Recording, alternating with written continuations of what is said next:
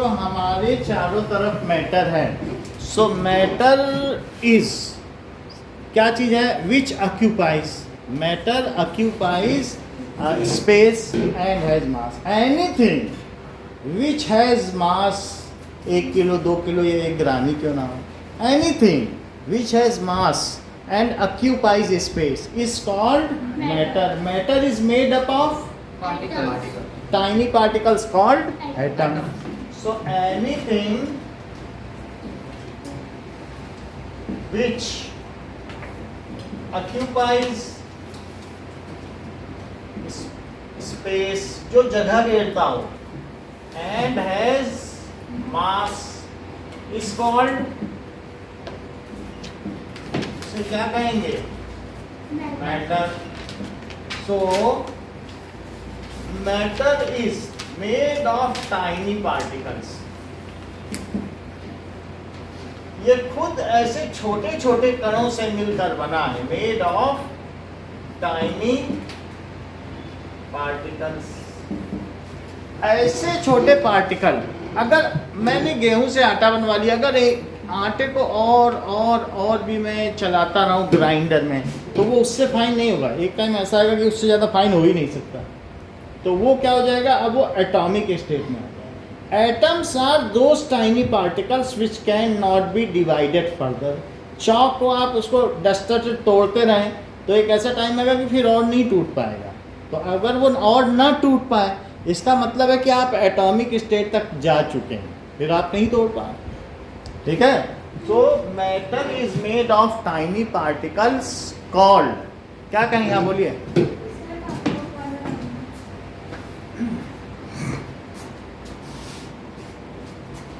ये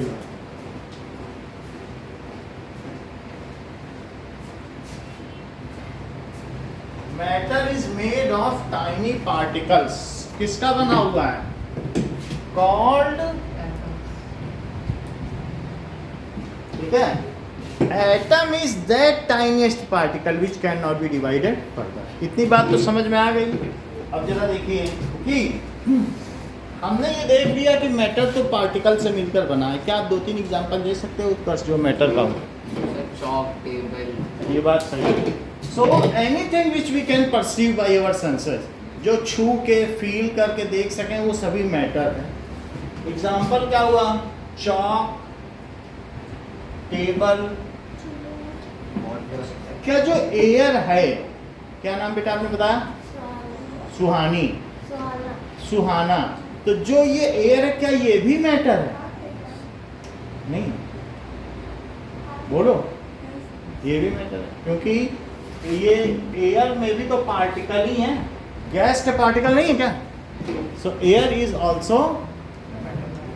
चलो. So matter में अलग अलग फीचर्स हैं. What are the characteristics of particles of matter? तो क्या क्या कैरेक्टरिस्टिक्स हैं? That is characteristics of particles of matter. पहली चीज क्या है कि particles have space between them. अगर मान लीजिए कि कोई एक मैटर है, मेरे पास ये कोई क्यूब ही है, लकड़ी का टुकड़ा, तो क्या इनमें जो पार्टिकल्स हैं, ये लकड़ी ही है, तो क्या इसमें पार्टिकल्स के बीच सुहाना स्पेस होगा कि नहीं होगा? होगा. टेक मत लगाइए हाथ का टेक मत लगाइए. इतनी बात समझ में आ गई? तो ये जो सारी चीज़ है, इनमें स्पेस है. अगर मैं इसे कंप्रेस करूं, हम लोग तो नहीं कर पाएंगे, लेकिन अगर कोई करना चाहे तो इसको इतना कंप्रेस कर सकता है. कितना कंप्रेस कर सकता है? सारा स्पेस खत्म कर दे. क्या तुम ये सोच रहे हो नमन कि पूरी अर्थ को इतना कंप्रेस किया जाता है कि एक पॉइंट बन जाए? बोलो. सही तो सोच रही है. क्या उधर देख रही हैं आइंस्टीन को कि उन्हीं ने तो बिग बैंग थ्योरी नहीं दी, जो लास्ट में साइंटिस्ट वहां पर दिखाया कि सारा यूनिवर्स एक पॉइंट से बना. इनको कैसे पता? अब समझ आए? और अल्टीमेटली ब्लैक होल में सब कोलैप्स हो रहा है। एक ऐसा ग्रेविटी है कि बड़े बड़े सोलर सिस्टम 50,000 सूर्य उसमें जाके बिल्कुल पॉइंट होकर चले जा रहे हैं। अगर गलती से अर्थ उसकी चपेट में आए तो पॉइंट बन के घुसेगा, इतना कोलैप्स हो जाएगा कंप्रेसर को, वो पॉइंट बन के घुसे।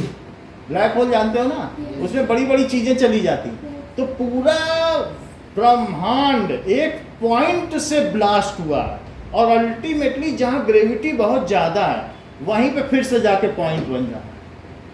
अणु रणीयान में तो महियान, वो छोटे से छोटा भी है और बड़े से बड़ा भी है। यही खोज इन्होंने की है, बिग बैंग खोज। तो अल्टीमेटली स्पेस तो है, और ना होता तो हमने आप लोगों से कहा था कि मान लीजिए कि जैसे गैस है, तो गैस में अगर मैं इसमें कंप्रेस करवाऊं, इसके बीच में गैस भरी कि नहीं, तो आप इसे कंप्रेस करें, ये कंप्रेस कर देना, यानी ये इसको क्या है कि पूरा तो नहीं कर पाएंगे क्योंकि थोड़ा पास आ जाएंगे फिर रिपल्सन शुरू हो जाएगा। अब नहीं हो रहा, इससे ज़्यादा नहीं हो रहा, तो इसका फिर वापस भी जा रहा है। इसका मतलब है गैस कंप्रेसिबल है, उसके बीच के स्पेस को आपने आखिरकार क्या कर दिया, कम कर दिया। तो अल्टीमेट पहली प्रॉपर्टी क्या है मैटर की, बताओ, कि पार्टिकल्स ऑफ मैटर है स्पेस बिटवीन देम। अगर इतना ही जानती हो तो मुझे बता दो कि एयर के पार्टिकल में ज़्यादा स्पेस है कि लिक्विड के पार्टिकल में ज़्यादा स्पेस है कि सॉलिड में? सर गैस में। सही है बात कि नहीं? तो गैस में सबसे ज़्यादा स्पेस है और सबसे कम स्पेस किस में है? अच्छा, तो इस स्पेस को क्या कहते हैं? Intermolecular space. सो पहली प्रॉपर्टी क्या है बताइए? पार्टिकल्स ऑफ मैटर है स्पेस बिटवीन देम। मान लीजिए जैसे एक सॉलिड भी है, तो सॉलिड को भी अगर दिखाया जाता है तो ये दिखाया जाता है जैसे ये एक नमक का क्रिस्टल है, जो घर में हमारे नमक बनता है, खड़ा नमक कभी देखा है आपने? Yes, sir. अगर खड़ा नमक के भी क्रिस्टल होते हैं ना, फिर वो पीस दिया जाता है, तो ये सोडियम है और ये क्लोरीन है, सोडियम क्लोराइड। तो इनके बीच में टेक ना लगाइए, तो टेक ना लगाएं, तो इनके बीच का जो स्पेस है, इस स्पेस को क्या कहोगी बताओ? हम नाम ही बार बार भूल जा रहे हैं, क्या नाम था? सुहाना। हाँ, सुहानी तो हमारे लास्ट ईयर थे, सुहाना आ गई। चलो, इनके बीच के जो इस स्पेस को क्या कहेंगे? Intermolecular space. इंटर, जैसे इंटर एरिया चैंपियनशिप नहीं होती हमारे यहाँ के एरिया की बगल वाले, तो वैसे दो मॉलिक्यूल के बीच का जो स्पेस है उसे क्या कहेंगे? Intermolecular space. So particles of matter have space between them, and this is called intermolecular space, which is largest in gas and smallest in solid. Repeat करो देविका ये सारी बातें।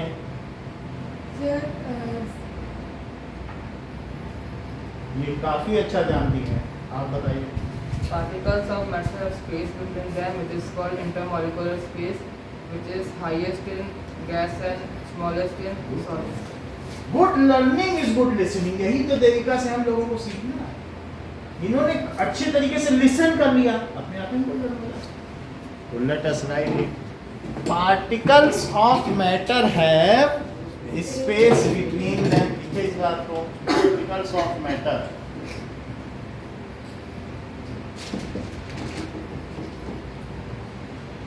Have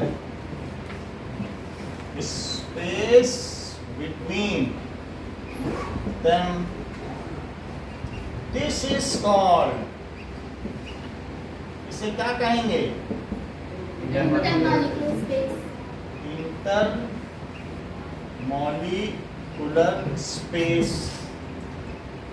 This is largest in gases. Gases में ये सबसे ज्यादा है। देख लो, जो गैस के पार्टिकल होंगे, मान लीजिए किसी बॉटल में गैस भरी है, तो गैस के पार्टिकल यहाँ यहाँ इतनी दूर होंगे, और सॉलिड में पास पास है कि नहीं? So this is largest in gas and smallest, ठीक है, इन सॉलिड। तो पहली प्रॉपर्टी हो गई पार्टिकल्स ऑफ मैटर है स्पेस में, इतनी ही प्रॉपर्टी है, बाकी तो आगे हमने ऐसे दिखा दिया। दूसरी पार्टिकल प्रॉपर्टी क्या है बोलो? Sir, particles are attracted to each other. ठीक है, particles of matters are continuously moving. दूसरी प्रॉपर्टी क्या है? Particles of matter is continuously moving. देख लो, अगर मैं लिक्विड में ये ग्लास पानी लिया और इसमें 1 चम्मच शुगर डाल दूं, तो बोलो ये शुगर क्या अपने आप मिल जाएगी कि 1 घंटे में कि नहीं मिल पाएगी? क्यों मिल जाएगी? क्योंकि वाटर के पार्टिकल मूव कर करके इससे कोलाइड करते रहेंगे और इसको इसमें से निकाल के पूरे में मिला देंगे। और अगर इंक डाल दें तो भी सर वो मिक्स हो जाए तब भी मिल जाएगी। तो इससे क्या पता चलता है? इस चीज को कहते हैं diffusion, spontaneous intermixing of different kind of substances with each other. Spontaneous का मतलब स्वतः, अपने आप। यदि अपने आप 2 या 2 से अधिक पदार्थ आपस में अच्छी तरह से मिल जाएं तो ही इसको विसरण कहते हैं। Then it is called diffusion. Now state what is diffusion. Sir जो चीज अपने मन से मिल जाए चलो ये हिंदी मीडियम के, खैर आप के भी में हो ना? यस सर हाँ तो आप बताओ diffusion। Sir when ink dissolve in water अच्छा आप बताओ सुहाना। Spontaneous intermixing of different kind of particles with each other is called diffusion। लिखो इस बात को। diffusion क्या है? देख लो, हमने इसमें पोटेशियम परमैंगनेट डाला था, आज ये पूरी तरीके से मिल चुका है। पूरी तरह से उस दिन डाला था कि नहीं डाला? Yes, sir। तो अपने आप एक पार्टिकल डाल दिया और एक पार्टिकल अगर हमने पानी में डाल दिया तो हम देखेंगे कि ये पोटेशियम परमैंगनेट अब पहले पेज पे ही आपके में फिगर बना हुआ है। Yes. तो पोटेशियम परमैंगनेट को अगर हम बीकर में डालें then it will spontaneously mix in it. तो मान लीजिए कि हमें बीकर में से डाला,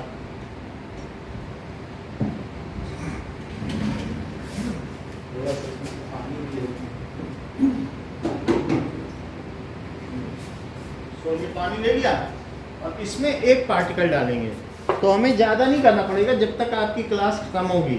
तो आप देखोगे, ये देखो, तो अभी आपको डिफ्यूजन पता चल रहा है क्या? कुछ अपने आप ही मिलने लग गया हो, Yes. ऐसा कुछ लग रहा है? हम तो हिला नहीं रहे इसको, दिख रहा है? ये देखो, Yes, sir. सो पोटेशियम परमैंगनेट या ब्लू वाला देखो, copper sulphate, Yes, sir. Second line में तीसरे नंबर का। तो इससे स्पॉन्टेनियस अभी मिलने लग गया है। सो यही चीज है, इसको क्या कहेंगे बोलो? नमन डिफ्यूजन की डेफिनेशन बताओ। spontaneous mixing of any Sir, intermixing of any particles is called diffusion. Any नहीं, 2 और more different kinds of substances. समझ आया? और सब्सटेंस तो पार्टिकल से बना ही है। सो स्पॉन्टेनियस का क्या मतलब होता है? स्वतः या अपने आप। Inter mixing of different kinds of particles with each other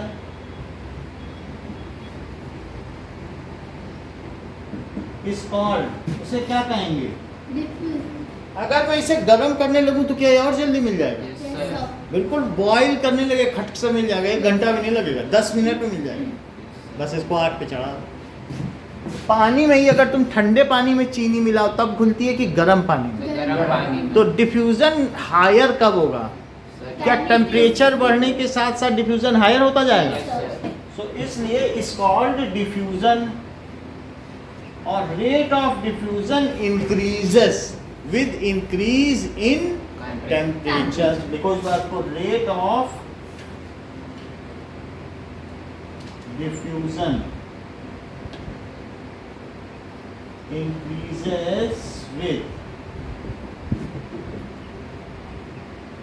increase in temperature. So particle of matter, अभी हमने देख लिया कंटिन्यूअसली मूव कर रहा है, वाटर जाके टकरा रहा है, उसको तोड़ रहा है, तो particle of matter are continuously moving. तो वाटर उससे टकरा रहा है तभी तो तोड़ रहा है, ठीक है कि नहीं। जैसे तुम क्लास में पढ़ रहे हो और प्लेग्राउंड से बच्चे आए, नमन क्या कर रहे हो, चलो खेलें, पढ़ क्यों रहे हो, चलो खेलें। तो वैसे पानी जा के टकरा रहा है, अरे पोटेशियम परमैंगनेट, चलो बाहर खेलने चलते हैं, तो वो भी खेलने निकल पड़ा कि नहीं। सो वो कंटिन्यूअसली मूव कर रहा है, एंड दैट्स व्हाई ऐसा होगा, ठीक है। अब देखो, so particles of matter are continuously moving, that we have seen. इसमें हमने क्या चीज मिलाई मैम, पोटेशियम परमैंगनेट या लाल दवा कुएं में डाली जाती है। Yes. घर में या गांव में कुआं होगा, इसको डाल देते थे, सारे कीड़े मकोड़े मर जाते हैं ना। घर में पालक धोती होंगी मम्मी, इसी से, यही है, 10 रुपए की नीचे मिलती है। जरा सा डाला पानी में, पालक धो लिया, सारे कीड़े मर गए। सांप काटते हो तो यही तो लगाते हो, लगा लिया, जिंदा बच गए। Particle of matter is continuously moving. अब तीसरी चीज देखो, तो अच्छा ये मुझे बता दो उत्कर्ष कि किसके पार्टिकल्स बिल्कुल randomly and very high speed move करते हैं और कौन अपनी जगह से ऑसिलेट करते हैं, हटने की इजाजत नहीं तो है, जो सॉलिड है ना उससे अपनी जगह स्पॉन्टेनियस करते हैं। ऑसिलेट करते हैं। Yes sir. They only oscillate eight there points. हट जाएंगे तो सॉलिड तो बिखर जाएगा, बह जाएगा, तो फिर मेरी टेबल ही बह जाए, ऐसा तो नहीं होता है। तो वो अपनी जगह हिल रहे हैं, लेकिन क्या वो तो हिल रहे हैं ना अपनी जगह, अपने लेटेस्ट पॉइंट को छोड़ रहे हैं नहीं। हाउएवर लिक्विड में क्या कर रहे हैं, they can move with in the surface, अंदर ही अंदर मूव कर सकता है, लेकिन ये नहीं कि बाहर निकल के भाग जाए, उसको अलाउड नहीं है। लेकिन गैस में they can move randomly in all the direction, इनके लिए कोई सरफेस थोड़ी ना। तो सबसे ज्यादा मूवमेंट किस में होता है सर गैस और सबसे कम सॉलिड। सॉलिड में, तो हिल ही सकते हैं। तो पार्टिकल्स ऑफ सॉलिड क्या होते हैं बताओ, पार्टिकल ऑफ सॉलिड ऑसिलेट, अपनी जगह क्या करते हैं, oscillate eight there lattice point. Lattice point ना याद रहे तो पोजीशंस लिख देना बस, और याद रहे तो अच्छी बात है। जहां उनकी लोकेशन उस चीज क्या कहते हैं, लैटिस पॉइंट। जरा ये देखो कि मान लीजिए ये बॉल है, एक स्प्रिंग है ऐसे, तो इसको कहते हैं स्प्रिंग एंड बॉल मॉडल। तो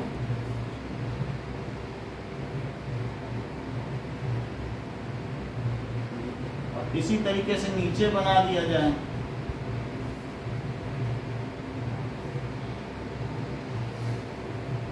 तो इनके बीच में हमने क्या लगा दिया, स्प्रिंग और बॉल, और इनमें भी स्प्रिंग लगा दो। यानी एक ऐसा क्यूब जिसके एंड पे क्या हो, बहुत सारी स्प्रिंग हो और वे आपस में किससे, बॉल्स हो और वे आपस में किससे बंधी हो। सिर्फ मैं ये डंडियां हटा के स्प्रिंग लगा दूं पेन की, तो हमारा मॉडल कैसा बन जाएगा, स्प्रिंग एंड बॉल मॉडल। ये देखो पिछली क्लास में हमने इसका वीडियो भी दिखाया था कि नहीं, यस ऐसा मॉडल। तो इसमें ये आपस में किससे बने, अगर इसको एक तरफ से डंडा मारो तो सब हिलने लगेगा कि नहीं, तो ऐसा ही इसमें होता है, हिलते रहते हैं। अब जरा देखो, अगर मैं इसको गर्म करने लगूं तो क्या होगा, सर, तो वो और तेजी से हिलने लगेंगे क्या, और कभी कभी हिलते हिलते हिलते हिलते इतनी तेजी से हिलने लगेंगे कि बॉन्ड्स को तोड़ बैठेंगे और बहने लग जाएंगे, तब ये क्या बन जाएगा, लिक्विड। लिक्विड। और अगर लिक्विड को और हीट करूं तो वो और तेज मूव करेंगे, और इतनी तेजी से मूव करेंगे कि वो अपनी सरफेस को भी छोड़ देंगे और गैस बन जाएगी। समझ में आया, यानी वो फोर्स ऑफ अट्रैक्शन को ओवरकम कर जाए। पार्टिकल्स ऑफ सॉलिड ऑसिलेट कर रहे हैं। अच्छा, पार्टिकल्स ऑफ लिक्विड, सेंटेंस पूरा करो। सॉलिड के तो अपनी जगह पे ऑसिलेट करते हैं, लिक्विड के क्या करते हैं बताइए देविका। जैसा कि देविका ने बताया particles of liquid move with in their surfaces, जो उसकी बाउंड्री है उसी में मूव कर सकते हैं, बाहर तो नहीं जा सकते ना। Move with in their surface. और पार्टिकल ऑफ गैसेस क्या करेंगे? वो move randomly in all the direction at very high speed. उनके लिए कोई लेटेस्ट पॉइंट नहीं है। Particles of gases move randomly. Randomly का मतलब अपनी इच्छा अनुसार in all the directions with very high speed। तो देविका मुझे ये बता दें कि जो रेट ऑफ डिफ्यूजन है किसमें लीस्ट है और किसमें हाईएस्ट है? उत्कर्ष। सर डिफ्यूजन, सर गैस, मतलब सॉलिड में लीस्ट है, अगर नमक और चीनी मिला दो तो मिलेगा नहीं।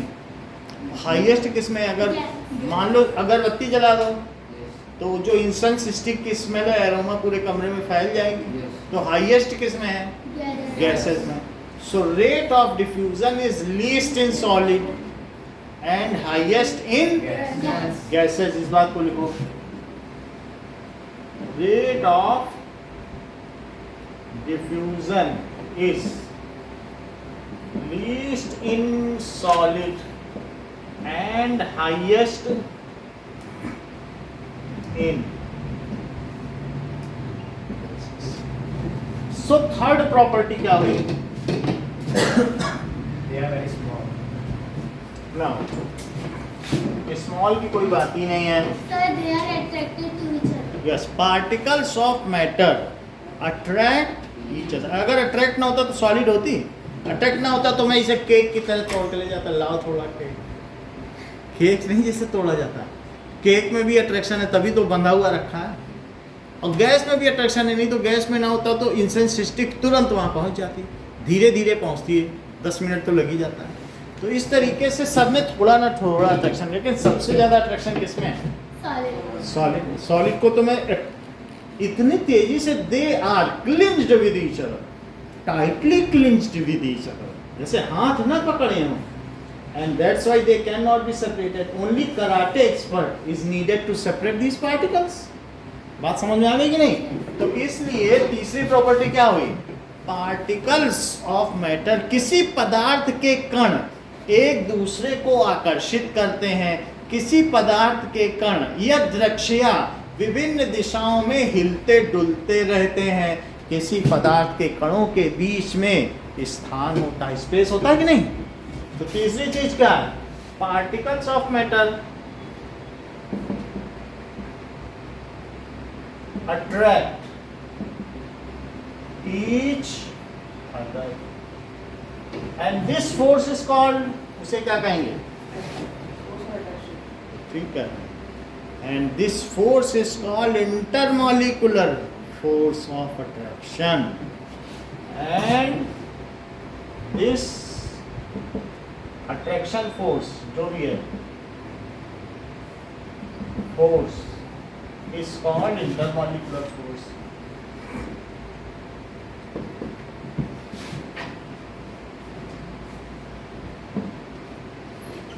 Intermolecular force is largest in, किसमें लार्जेस्ट होता है? गैस, ये कह रहे हैं कि गैस में बड़ा, गैस को हटाना बड़ा मुश्किल है, कह रहे हैं गैस को गैस से कैसे? सॉलिड सॉलिड में होता है लार्जेस्ट के नहीं। So intermolecular force is largest. Force तो इसी में ज्यादा है ना, Yes. हटा पाओगे लकड़ी को तो? Largest in solid and least, सबसे कम किसमें है? गैस, बल्कि नेग्लिजिबल भी कह सकते हैं। इतना कम है कि कुछ नहीं कह दो, कुछ भी नेग्लिजिबल, नगण्य। समझ में आ गई बात? अब जरा देखो कि कुछ और चीजें देखें तो आप मुझे उत्कर्ष केवल 3 characteristics of particles of matter बता दें। सर सबसे पहले है कि particles of matter attract each other, particles of matter continuously moving और particles of matter have space between them. सही बताया। अब हम देखेंगे कि कंप्रेसिबिलिटी क्या होती है और इसे श्रेया मोदी बताएंगी। So what do you mean by compressibility? So compressibility means that how gas are compressed. Like चलो ये नहीं बता पा रही हैं, आप बताओ विषय का। आप लास्ट क्लास में थे? चलो ये तो थे ही नहीं, आप बोलो। सर कंप्रेसिबिलिटी मतलब उसको कितना दबा सकता है। ये भी नहीं बता पा रहे। और कौन था लास्ट का? आप थी? दो ही बच्चे थे। अच्छा कोई। सो कंप्रेसिबिलिटी देखो, इफ प्रेशर इज अप्लाइड, किसी चीज में क्या करो, and its volume can be reduced. Smiley ball होती है, दबा दो तो छोटी की जा सकती कि नहीं? तो किसी चीज को अभी आपने देखा सिरिंज में आपने प्रेशर लगा के आधी कर दी गैस किया था, तो यानी if pressure is applied and the volume उसका रिड्यूस कर, रुई को ही देख लो, कंप्रेस करके पिल्लो को छोटा किया जा सकता है, and its volume can be reduced, then it is known as compressibility and the substance is called compressible. So if pressure is applied on a substance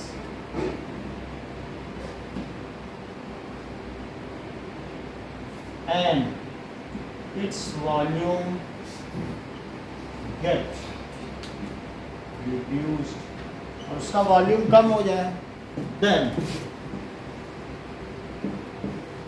such substance are called compressible, are called compressible, and this property is called, उसे क्या कहेंगे? compressibility। Mayank repeat करो। हाँ sir किसी भी चीज़ को अगर हम दबाए तो आसानी से कंप्रेस हो जाए और उसकी वॉल्यूम रिड्यूस हो जाए। हाँ, तो if volume is reduced then it is called compressible and this property is called compressibility. which is highly compressible and which is least compressible। Sir highly compressible is gas and least compressible is solid. सही है, solid को तो नहीं ज्यादा compress कर सकते हैं ना, तो लिखो solids are least compressible while gases are, even पूरे कमरे की गैस को यहाँ कोने में दबा के रख सकते हो, लिक्विड बन जाएगा, और दबा दो तो सॉलिड ही बन जाएगा। ये देखा है तुमने कि जुपिटर हाइड्रोजन की जमीन का बना हुआ, उस पर चल सकते हैं, कह दो हाइड्रोजन पे चल रहे हैं, और सैटर्न नाम में हाइड्रोजन की नदी बहती है।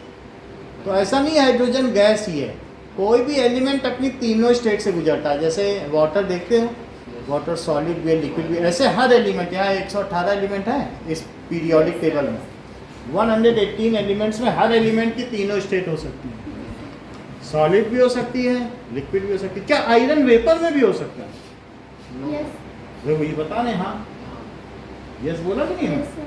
तो इसका मतलब है आयरन को अगर तुमने बहुत गर्म कर दिया तो पिघला हुआ आयरन देखे हो कि नहीं? Yes sir. जब वो पिघल सकता है तो ऐसा भी हो सकता है कि और अगर गर्म किया जाता तो अपनी सरफेस भी छोड़ दे, Yes sir. तो उसको क्या कहेंगे? Iron vapours. बोलो, बात समझ में आ गई? तो इसलिए हम क्या कह सकते हैं कि solids are least compressible but gases are highly compressible.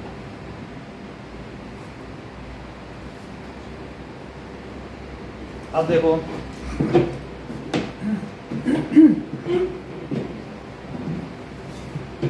what does it mean by rigidity, Shreya?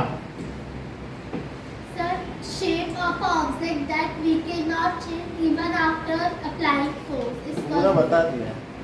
Rigidity, rigidity इसको कहते हैं दृढ़ता। हम रिजिड रहे, बहुत फोर्स भी आना, क्या तो आई एम रिजिड, मैं अपनी जगह से हिलूंगा नहीं, चाहे आंधी आए चाहे तूफान आए, यही तो रिजिडिटी है। So even after applying force, if shape of object मैं इसके शेप को मैं सोच रहा हूँ गोल बना दूँ, ये पेन गोल बन ही नहीं रहा, तो क्या ये रिजिड हुआ? Yes, sir. तो इवन आफ्टर अप्लाइंग फोर्स, यदि फोर्स भी अप्लाई कर दिया जाए, shape of object does not change, then the object is called rigid and this property is called, ठीक है। If we apply force but can not change, और हम ना कर सकें चेंज द शेप, उसमें साइज है या वॉल्यूम है, साइज रिड्यूस हो गया और ये शेप है, can not change the shape of object,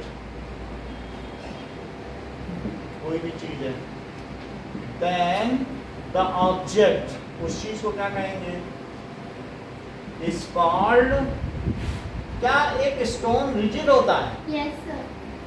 Rigid, and the property is called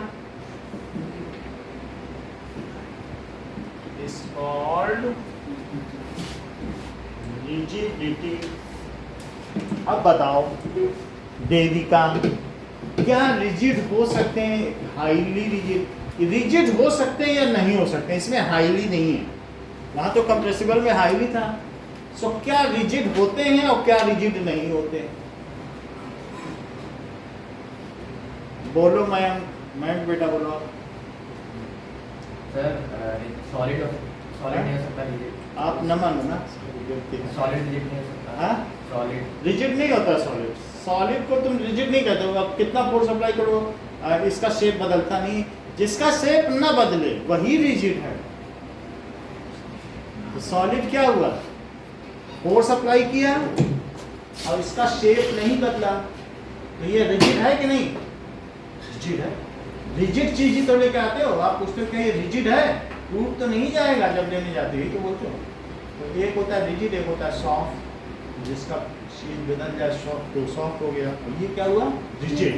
तो सॉलिड्स क्या हुए, Rigid. फोर्स अप्लाई करने के बाद भी इसका शेप नहीं बदल सके ना, तो इसलिए इसे क्या कहेंगे? तो बोलो which are not rigid. Solids तो रिजिड हैं, सॉलिड कोई भी सॉलिड रिजिड होता है। अब ऐसे कॉटन और वो छोड़ दो, एक दो चीज छोड़ दो, तो बाकी सभी रिजिड है। अब क्या रिजिड नहीं है, लिक्विड एंड गैस। लिक्विड तो रिजिड नहीं है कि तुम किसी से गोल दूध लेके आते हो या चौकोर दूध लेके आते हो, ऐसा तो नहीं, वो जो दे देता है लुढ़का के वही बोतल में ले आते हो। तो लिक्विड तो वही शेप ले लेते हैं जिस बर्तन में डाले जाते हैं। तो क्या लिक्विड रिजिड होते हैं? नहीं होते ना, उनका तो कोई शेप ही नहीं, तो रिजिड क्या होंगे? नहीं। तो इसलिए solids are rigid but liquids and gases are Not rigid. Not rigid. इस बात को लिखो, solids are rigid but liquids and gases are not rigid. What does it mean by fluidity?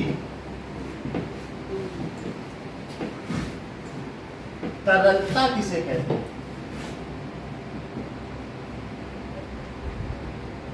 Fluidity का मतलब क्या है कि अगर किसी चीज को लुढ़का दिया जाए और वो बहने लग जाए तो उसको क्या कहेंगे? फ्लूइडिटी। तो this is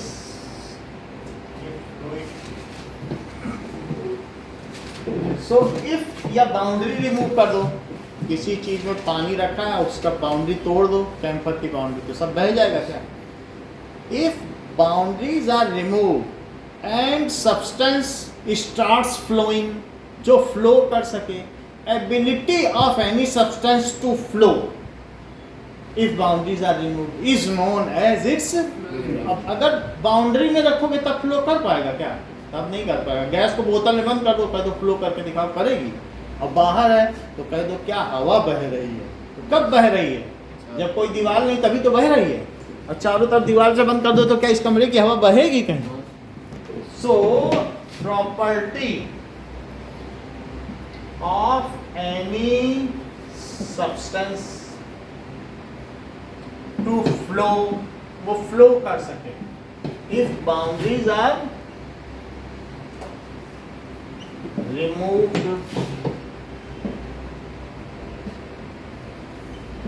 is known as fluidity. इसे fluidity. So liquid and gases are fluid.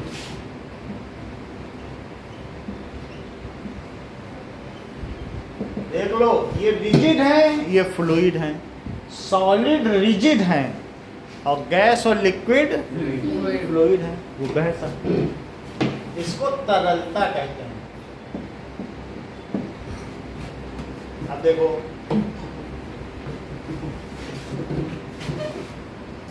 What does it mean by kinetic energy?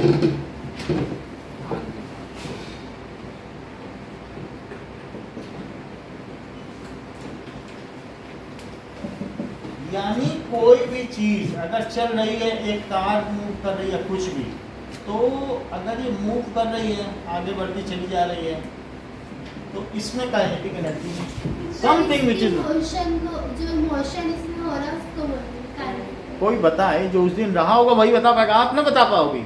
जो उस क्लास में था उससे पूछा जाए, कौन था उस क्लास में? आप थे? बोलो काइनेटिक। सर काइनेटिक अगर कोई भी मास आगे की तरफ move ये कर ठीक रहा है बता दिए। Energy contained by a body, mass नहीं। उन्होंने क्या बताया? उसमें जो ऊर्जा है, due to its motion, energy contained by a body. किसी में, किसी में क्या इस फ्लास्क में या इन सब चीजों में एनर्जी है? बता दिया इन्होंने, है। वो उसकी पोजीशन की वजह से, ऊंचा रखा भी गिर जाए तो आवाज प्रोड्यूस करे, ये एसी गिर जाए और उसमें एनर्जी है कि नहीं? और जो जितना ऊंचा हो उसमें उतनी ज़्यादा एनर्जी। तो इसमें एनर्जी किसकी वजह से? क्या इसकी पोजीशन की वजह से है? और लेकिन अगर चलती हुई बॉल है तो उसमें एनर्जी किसकी वजह से? मोशन। तो energy contained by a body due to its motion is called kinetic. तो इस कार में ज़्यादा एनर्जी होगी कि रॉकेट में? रॉकेट। वो ज़्यादा तेजी से देखिए, energy contained by a body due to its motion is called kinetic energy. So gaseous particles move with higher speed. Solid के तो नहीं चल सकते ना, तो इसलिए काइनेटिक एनर्जी हाईएस्ट किस में होगी? Yes. So gaseous particles move with higher speed. So kinetic energy is highest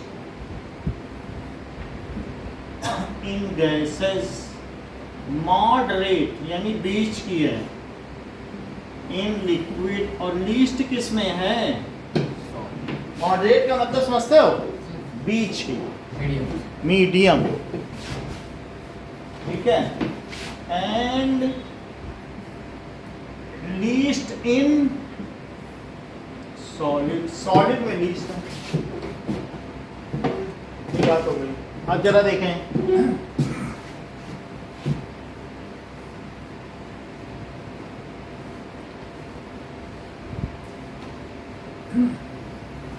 now write three properties of particles of matter, three characteristics.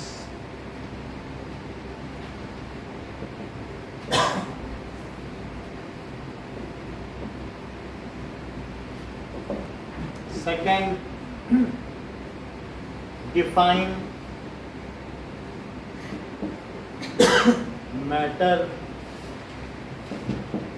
intermolecular force,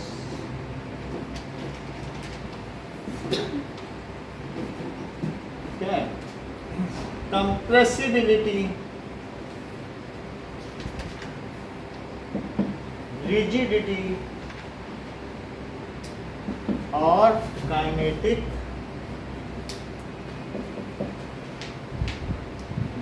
सिर्फ डिफाइन करना है, ये नहीं लिखना है कि इसमें ज्यादा है किसमें कम है, सिर्फ पहली लाइन लिखनी है हर एक की, ठीक है। और इसमें भी ज्यादा नहीं लिखना है, बस 3 लाइनें लिखनी। चलो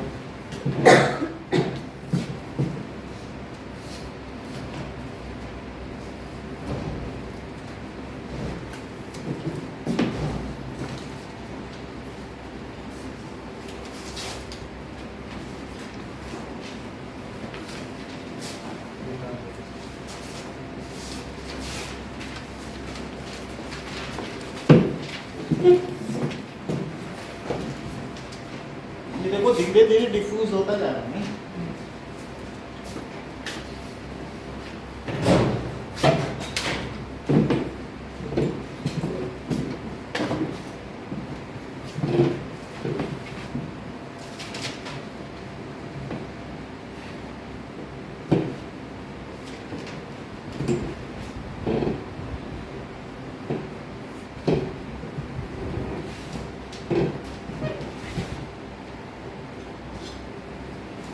एक डिफ्यूजन भी देंगे, डिफ्यूजन रह गया।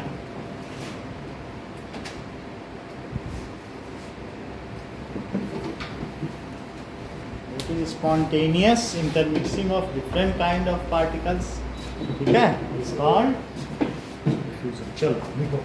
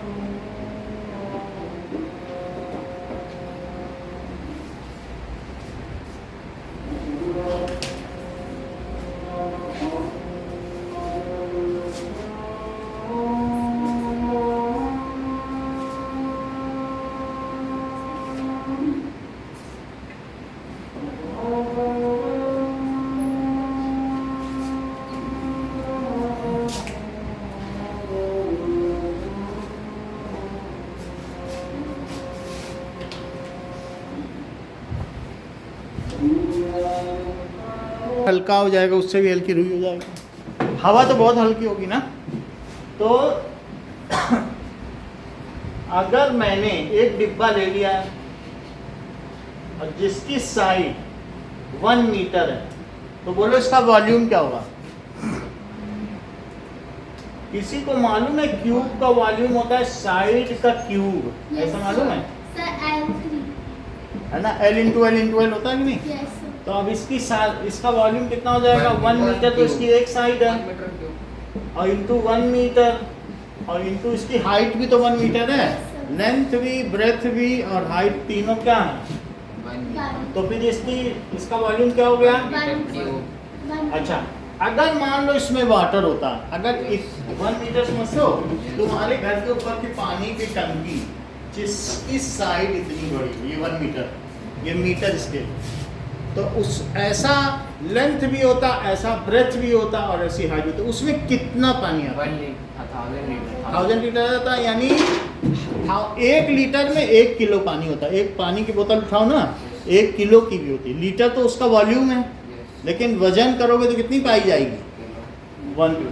तो इसमें 1000 लीटर पानी आता है, और अगर उसको आप मीजर करोगे तो कितना होगा? अच्छा, डेंसिटी क्या होती है? Now what is density? Density is equals to mass upon volume. Density क्या होती है बताइए? मास ऑफ सब्सटेंस और अपॉन वॉल्यूम ऑफ सब्सटेंस। अगर पानी होगा, डेंसिटी ऑफ वाटर की मान लो बात की जाए, तो उसका मास कितना होगा? 1000 kg। और वॉल्यूम कितना होगा बताओ इसका? मैं देख के बताऊं। 1 मीटर क्यूब। तो 1 मीटर क्यूब, तो इसकी डेंसिटी कितनी हो गई? 1000 kg पर। अपॉन में लिखोगे कि नहीं? kg upon metre cube. तो ये किसकी डेंसिटी है? Density of water. अच्छा, डेंसिटी ऑफ मरकरी बताओ। अगर मैं इसमें मरकरी भर दूं तो वो 1000 किलो होगा या ज्यादा भी हो सकता है? ज़्यादा होगा। 13,600 किलो। कितनी होगी मास बताओ? 13,600 kg। तो उसका मास होगा, इससे 13.6 टाइम्स हैवियर है और 1 मीटर क्यूब में ही डाला है। तो बोलो किसकी डेंसिटी ज्यादा होगी? अच्छा, सोना 19.8 टाइम्स भारी है। अगर मैं इसमें सोना भर देता तो और भारी होता। समझ में आई बात की नहीं? सो amount of substance contained per unit volume. ये यूनिट वॉल्यूम है कि नहीं? 1 मीटर क्यूब कितना हुआ? Unit volume. यूनिट का मतलब 1। Amount of substance contained per unit volume is known as its density. तो क्या चीज डेंसर होगी? मरकरी डेंसर होगी कि वाटर? नमन बोलिए। Substance contain per unit volume is known as, is called density of that substance of that substance। देख लो, mercury is denser than water, क्योंकि इतनी वैल्यू है इसकी, इतनी वैल्यू डेंसिटी की ज्यादा आ रही है। क्या लिखोगे? Mercury is denser than water. अच्छा बताओ, एयर की डेंसिटी ज्यादा है कि चॉक की? एयर। ये बिल्कुल सही कह रहे हैं कि चॉक एयर की कम है। और एयर से ज्यादा कॉटन की, कॉटन से ज्यादा चॉक की। चॉक पानी में डालो तो डूब जाएगी कि तैरेगी? सर डूब जाएगी। डूब जाती है। तो अगर चॉक को मैं पानी, मालूम है ना सबको, चॉक पानी में डालो, ये करके दिखाएं, मालूम है ना? तो वाटर से ज्यादा डेंसर क्या हुई फिर बोलो? चॉक। ठीक है। और चॉक से ज्यादा डेंसर क्या हो जाएगा? क्या? आयरन। बोलो बात समझ आ गई? तो ये डेंसिटी है। इसकी डेंसिटी ज्यादा होगी कि नहीं? आयरन की। So it is density. Now अब जरा देखते हैं कि states of matter. So what are 3 states of matter? Solid, liquid, gas. Okay, so let us see 3 states of matter.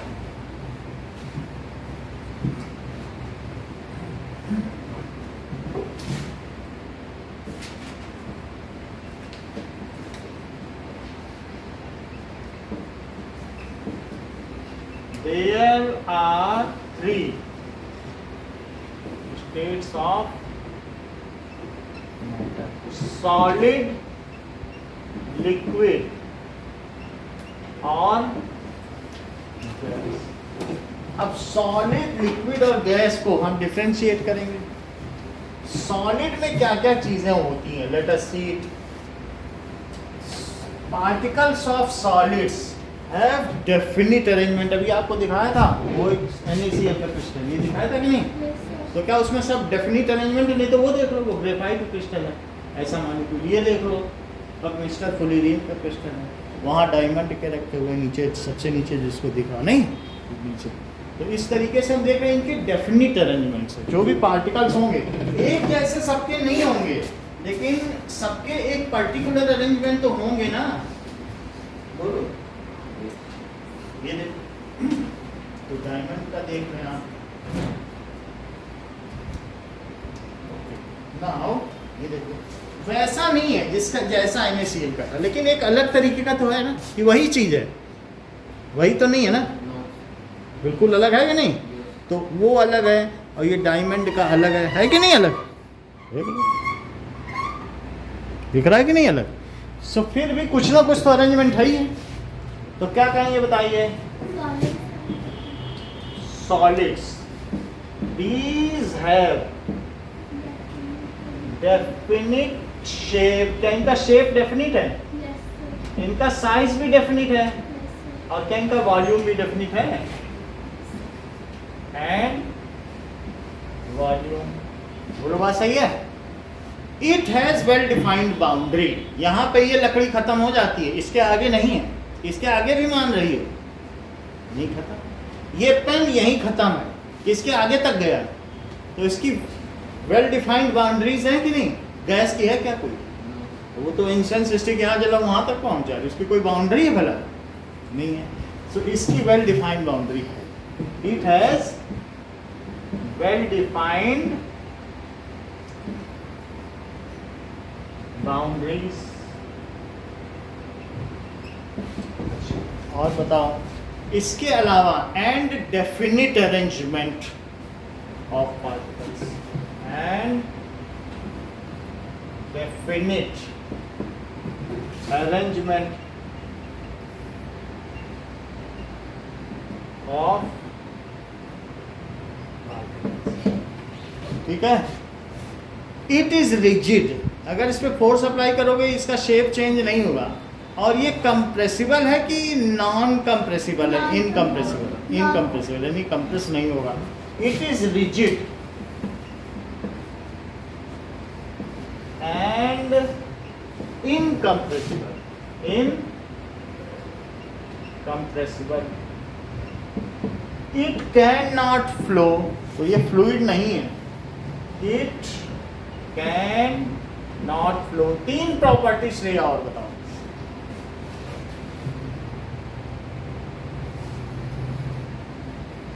बोलो अभिषेक। Sir, मैं diffusion ये it can not diffuse. Solid अगर लकड़ी और कॉपी है तो आपस में मिल जाएंगे क्या।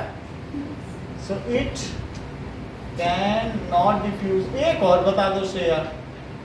चलो It has more intermolecular space.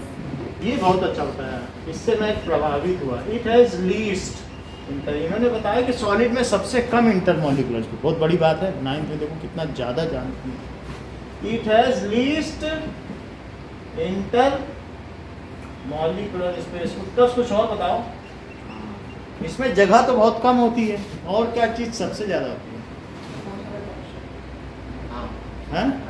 Intermolecular force. Force. So it has highest intermolecular force of attraction. Intermolecular force of attraction. और डेंसिटी के मामले में क्या है? पार्टिकल्स ऑफ सॉलिड जो भी है ना, solids have high density. Yes. So solids have high density. और काइनेटिक एनर्जी के बारे में क्या है? Least. It has Least. least kinetic. इतनी बात समझ में आ गई। अब हम देखेंगे 3 states of matter।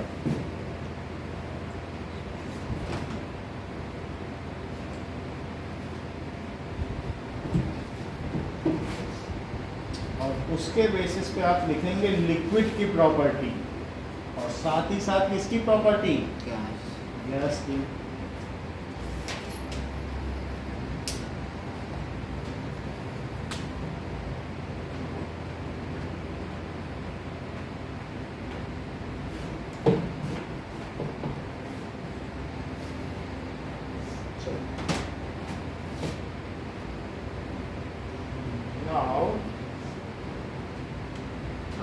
So a short time back, over near the fence line over there, I removed a rather large pine tree that 3 states So a of short matter. time back, over near the fence line over there,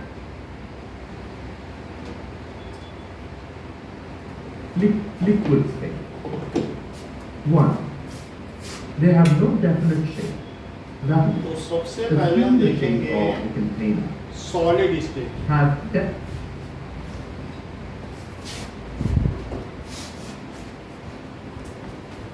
States of matter. Matter.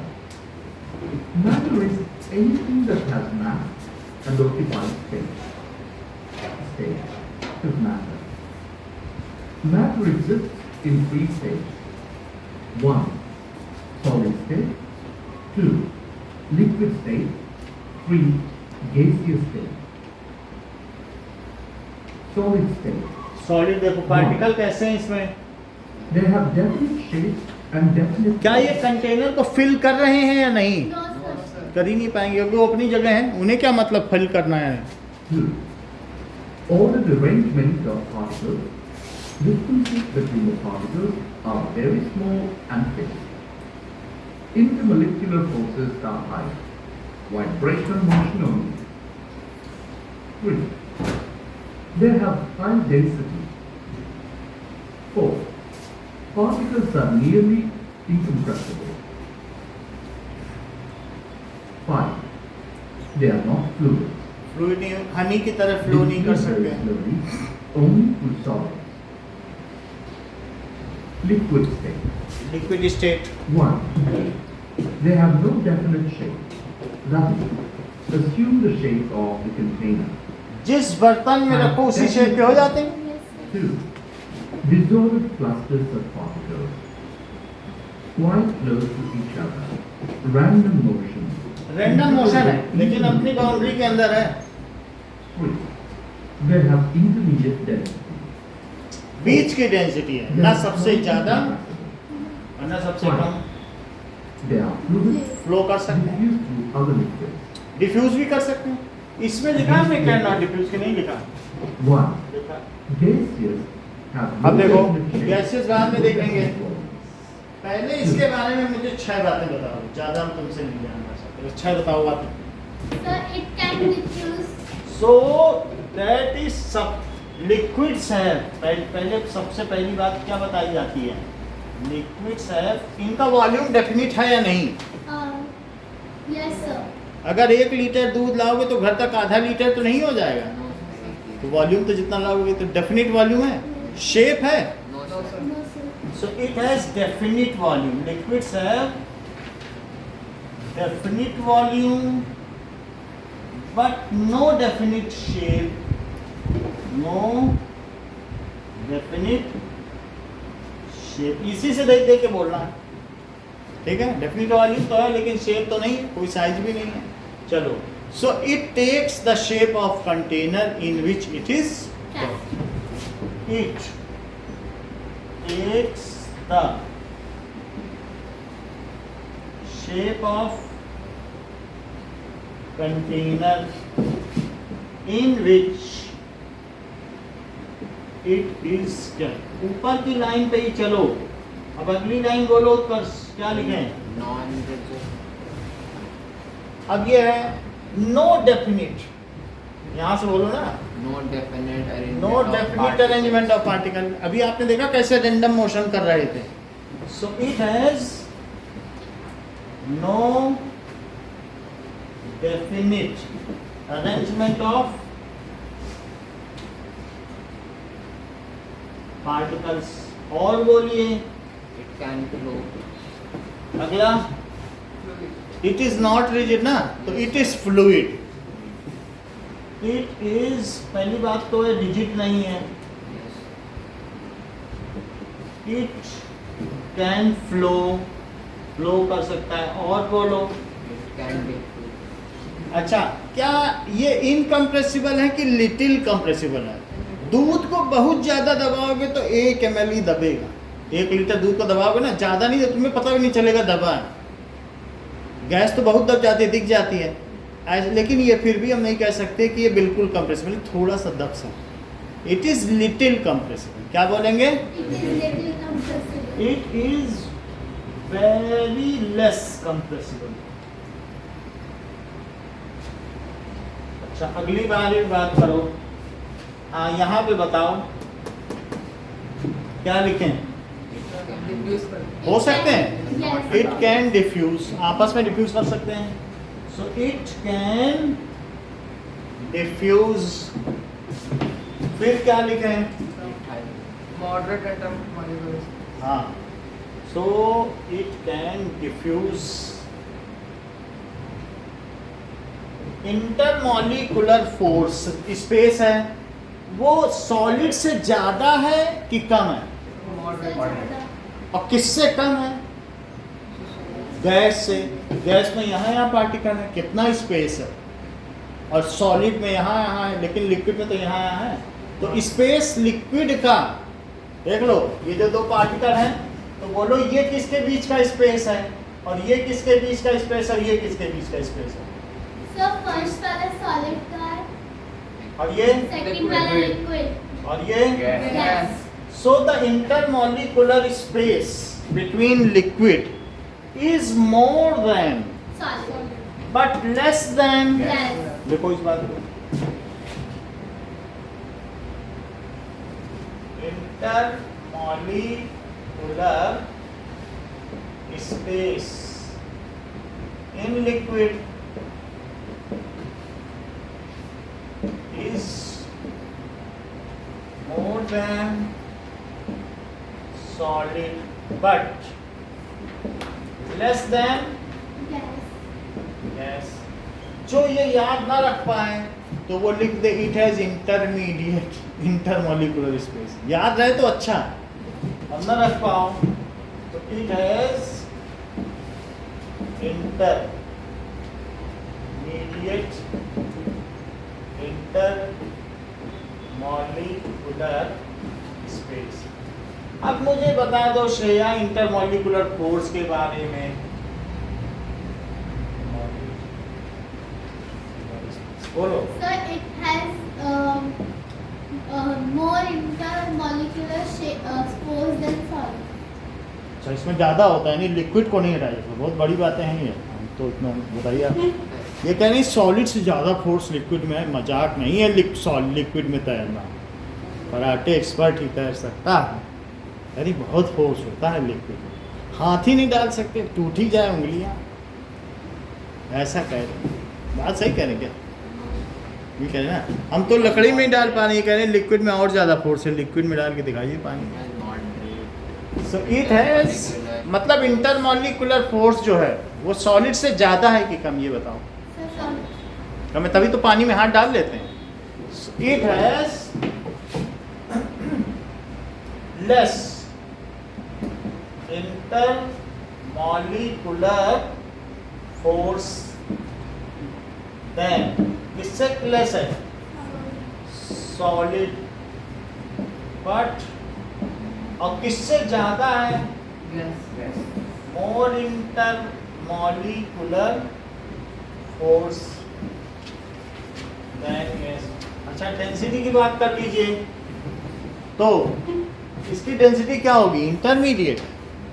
So its density is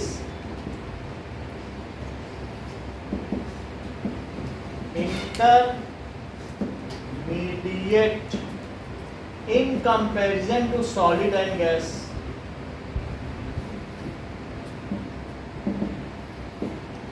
solid and gas उसके बीच की होगी। अच्छा, और kinetic energy कैसी होगी? Density. तो it has moderate density and moderate kinetic Energy. Energy. It has moderate density and moderate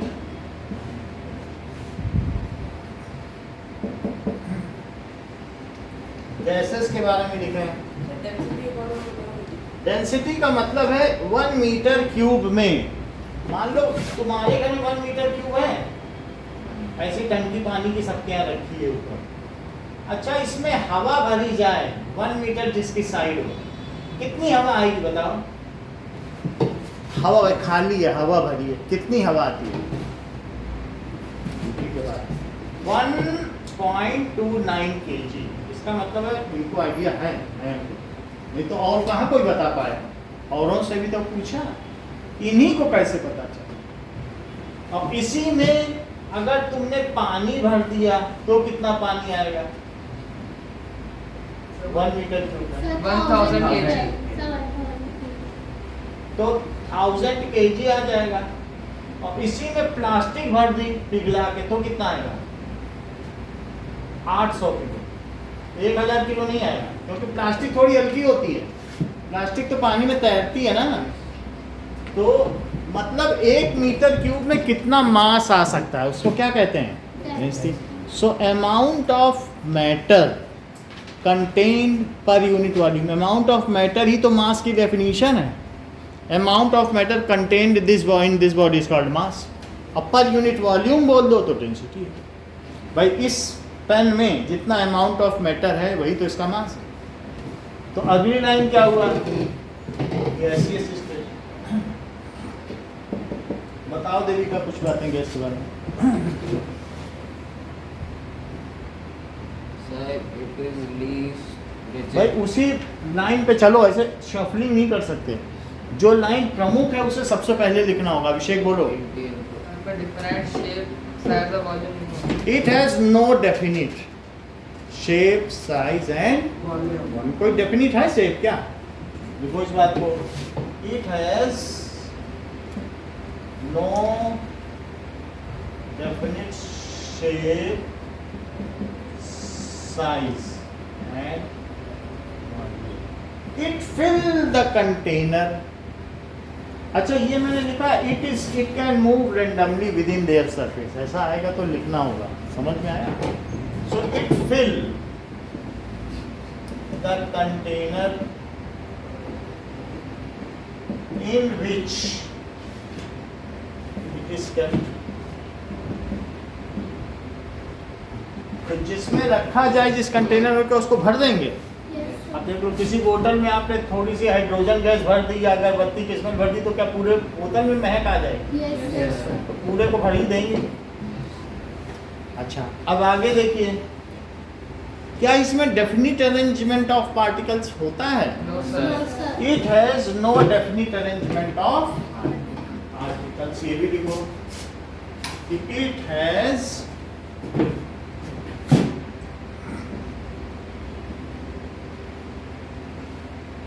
no definite arrangement of particles। अगले देखिए, क्या ये रिजिड होती है? No, no. क्या ये कंप्रेसिबल होती है? Yes, sir. It is highly compressible. बहुत आधा तक कर लो। It is highly compressible.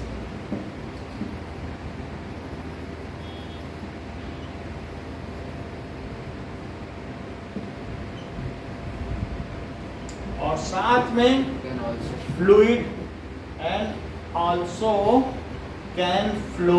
Flow भी कर सकती है कि नहीं? Yes, sir. और आगे क्या क्या चीजें?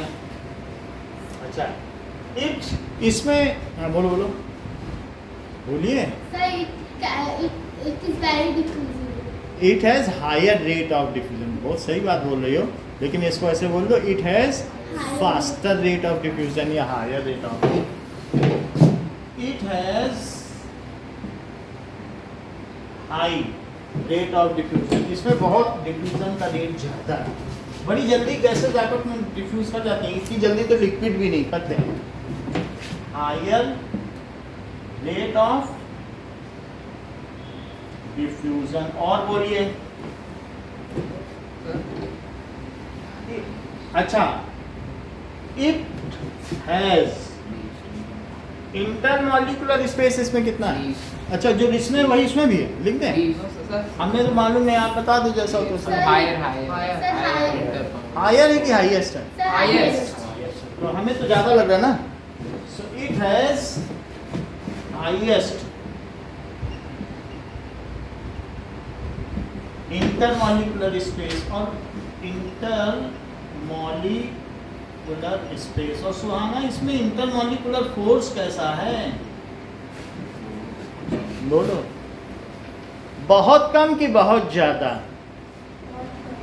सो इट हैज लीस्ट और नेग्लिजिबल, बिल्कुल ना के बराबर। नेग्लिजिबल का मतलब ना के बराबर। सो it has Least intermolecular. Least inter. अच्छा, इसकी डेंसिटी कैसी होगी मैम? कम की ज्यादा? बहुत कम, जैसे 1.29 kg हवा आती। सो इट हैज लीस्ट डेंसिटी। और काइनेटिक एनर्जी Highest. Highest. वो भी बहुत तेज चलते हैं। So it has least density and highest. Kinetic energy. अगर तुमको ठंड लगती है तो तुम जगह बदल लो, ठंड लगती है ना, तो कुछ इधर उधर करो या ध्यान रखेंगे, हमें बताया करो, हम इसको ऊपर ही कर दिया करेंगे। तुमने बोला भी नहीं, देखो अब नहीं लगेगी, एक बार बता दिया। एंड हाईएस्ट काइनेटिक, अब नहीं लगेगी ना, No, sir. अब एक बार बोल दिया करो। कोई बीमार का होने के लिए थोड़ी आती है यहाँ। It has least density and highest. Kinetic energy. और क्या चीज रह गई? और कुछ रह गया? नहीं। इसका एग्जांपल बताओ। सॉलिड में sir iron. Sir, iron solid है, और ये वाटर हो सकता है। no, sir. हनी, तो हनी वाटर। और इसमें oxygen. Oxygen. Example oxygen, Nitrogen. Nitrogen. Okay, इतना ही रखिए।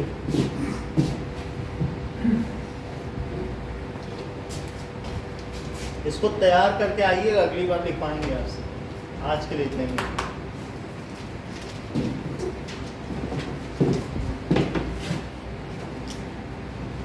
कल मैथ्स की क्लास होगी।